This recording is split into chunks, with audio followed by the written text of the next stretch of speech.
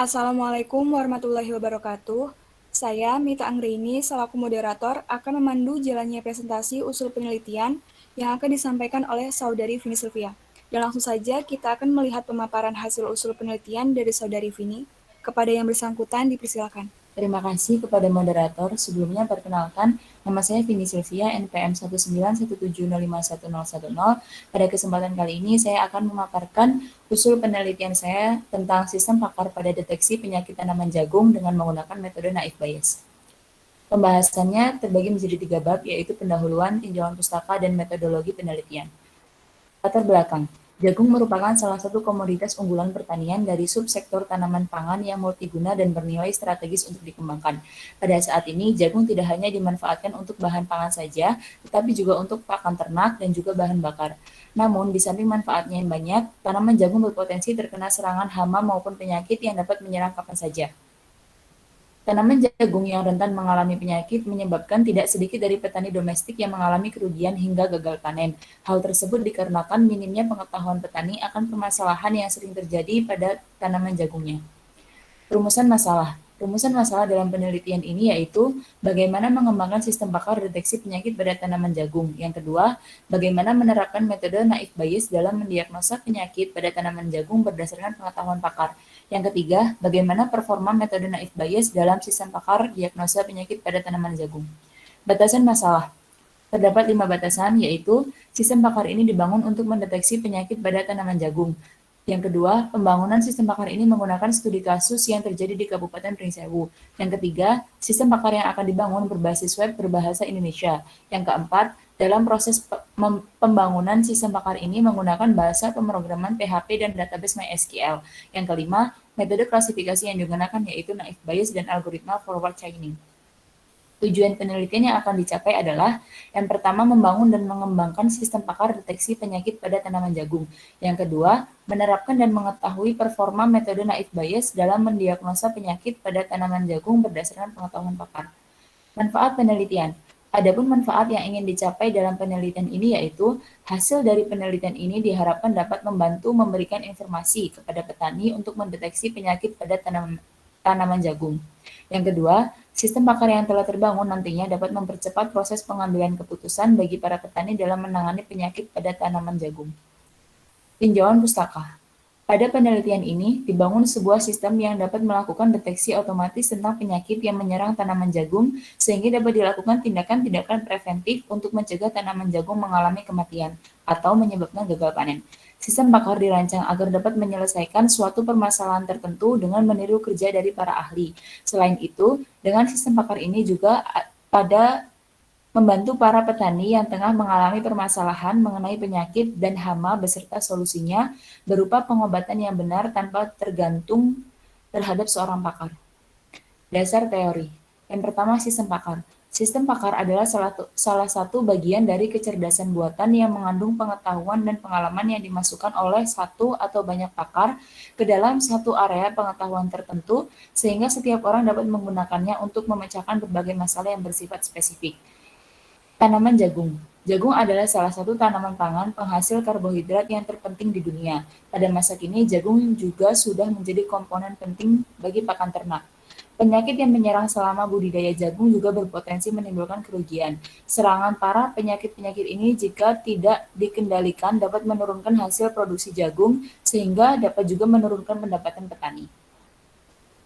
Metode Naïve Bayes. Teorema Bayes adalah teorema yang digunakan dalam statistika untuk menghitung peluang untuk suatu hipotesis. Bayes Optimal Classifier menghitung peluang dari suatu kelas dari masing-masing kelompok atribut yang ada dan menentukan kelas mana yang paling optimal. Metodologi penelitian. Perencanaan sistem. Yang pertama, wawancara. Pada penelitian ini, salah satu proses perencanaan sistem pakar pada diagnosa penyakit tanaman jagung adalah wawancara yang dilakukan secara langsung kepada narasumber. Yang kedua, studi literatur. Studi literatur merupakan salah satu proses lain perencanaan sistem selain dengan wawancara. Sebagaimana menurut Sujono, studi literatur digunakan untuk mendapatkan informasi terkait penyakit-penyakit yang sering terjadi pada tanaman jagung dan pengendaliannya. Yang ketiga, analisis kebutuhan terbagi menjadi dua, yaitu kebutuhan fungsional dan non-fungsional. Kebutuhan fungsional dari sistem pakar ini yaitu Sistem dapat mengelola data pengguna, dapat mengelola data admin, dapat mengelola data gejala penyakit, dapat mengelola data penyakit, dapat mengelola data relasi, dan sistem dapat memberikan keputusan serta rekomendasi obat terkait penyakit yang dialami tanaman jagung. Kebutuhan non-fungsional, di mana kebutuhan non-fungsional menjelaskan mengenai karakteristik yang harus dimiliki oleh sistem. Kebutuhan non-fungsional sistem pakar ini adalah dapat digunakan saat dibutuhkan karena aplikasi ini tidak dihitung dengan batas dan waktu, memudahkan pengguna dalam melakukan konsultasi, beroperasi pada perangkat yang mempunyai internet browser, tidak memakan memori banyak, dapat diakses dalam waktu singkat tetapi disesuaikan dengan kecepatan jaringan internet, serta berbahasa Indonesia. Lokasi penelitian dan sumber data. Lokasi penelitian ini dilakukan di Kabupaten Pringsewu, Provinsi Lampung, dengan subjek penelitiannya adalah para petani jagung dan beberapa pakar pertanian. Data yang digunakan dalam penelitian ini berupa data primer dan data sekunder, di mana sumber data didapatkan dari hasil pengumpulan data dengan cara wawancara kepada narasumber, dokumentasi, jurnal, dan buku-buku. Teknik pengumpulan data, yaitu studi literatur, di mana pada tahap ini penulis mengumpulkan beberapa proposal maupun jurnal penelitian dari sumber lain dengan judul yang menyerupai judul penelitian sebagai sumber referensi yang relevan. Metode wawancara. Metode wawancara berupa pertanyaan kepada pihak lokasi penelitian, yaitu petani jagung dan para pakar pertanian. Yang ketiga yaitu observasi, metode pengumpulan data yang digunakan untuk melihat secara langsung atau dilakukan dengan cara mengamati sistem dan proses kerja yang sedang dilakukan objek penelitian. Itulah tadi pemaparan usul penelitian dari saya. Selanjutnya saya kembalikan kepada moderator. Baiklah, itulah pemaparan usul penelitian dari Saudari Vini Sylvia. Selanjutnya adalah sesi tanya jawab. Apakah dari peserta sekalian ada pertanyaan untuk usul penelitian Saudari Vini?